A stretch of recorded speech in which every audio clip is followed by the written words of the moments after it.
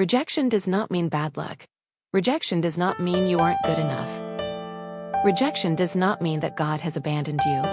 And it definitely doesn't mean that God doesn't care about your success. If you want to understand what rejection means, then you have to understand how God does these things. First of all, you need to understand that no man can help you without God. And so anybody that rejects you or see you as unfit for an opportunity does not mean they are qualified to disqualify you. God controls the heart of kings. And before you were born, He knew you.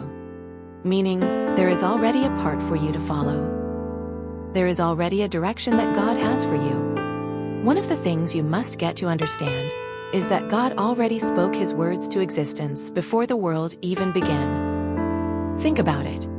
When God said, "Let there be light," did He go on to create wires of cables and things that wouldn't last? Rather, His words were enough. He commanded the seasons to run accordingly, and for centuries, for generations, we wake to days different from other days. Because everything has already been set on. The sun comes out when it is right. The moon does the same when it is night. So change your mind about doubting God's plan. For it is not your hard work that pays, because there are many people who have done more hard work than you, and they have not gotten to their destination. And this doesn't mean that they have failed. This might just mean that they are yet to arrive at the right door that leads to their purpose. Look again at it this way. The scientist and biologist believes that we are born without any knowledge, but you and I knows that. That is on the contrary, because tell me why we all have interest in the different fields.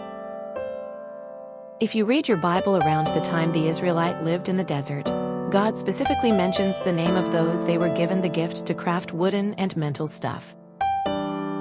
Meaning these ideas are already imposed inside of us.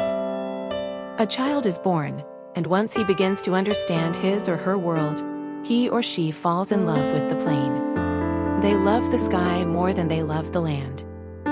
They love to fly in the sky. They wanted to know what it feels like to move with the birds. But this interest they just tag as excitements, even though it is the loudest in their minds. Even though they followed the crowd to choose a nobly recognized profession, when they were kids, deep down inside, they love to fly a plane or a jet.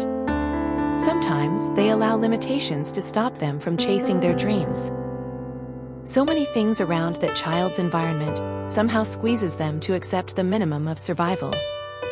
That is why you will people say they got into acting by mistake and they became a star. They loved acting, but maybe because it felt impossible to achieve, they never pursued that interest. It has always been there, termed. Because there were a lot of narratives that didn't sit well in the acting industry, the pay might not take care of the family. But when someone takes them somewhere and they are asked to fill in for someone who missed acting, most times, these people become celebrities overnight. So you need to understand that rejection is not condemnation. Rather, rejection could just be God saying, "Relax, it is not yet time. You need to let these people go first. You need to let this habit go first. You need to perfect consistency. You need to do what aligns with what I have sent you to do, because it is in that thing others will be saved through you." I say one thing every time. We are all called. We are all here to do God's work. We do not have to become a pastor or sing in the church. We just have to listen to God alone, and not what any man has to say about us. What matters is showing God that we will wait. You can read Psalm 37 to understand better. You must have faith that God can do it for you. You must trust Him without doubt. Do not envy another. Pray and watch. Do not say the evil man is prospering, and you decide to use shortcuts. Psalm 37 explains that better. Wait on the Lord and keep pushing. I have seen many people who break through after just one try, and many who did after hundreds of trials.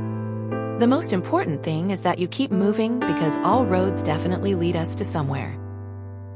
Do not be confused and think yours has taken too much time. People will laugh at you, mock you, and try to make you feel they are better than you, but if you trust God, these things won't hurt you. Because having so much trust in God will give you so much confidence. They will term you a fool and say you are a pretender, but do not worry. They are supposed to behave like that because the way they see life is just to compete. He never forces us to do anything, and anything He has asked us to do is for our own good. You must understand that these people are not evil, and in fact you should pray for them. Because like Jesus says, they do not know what they are doing. When someone points fingers at you, as far as your conscience is good, you automatically have peace.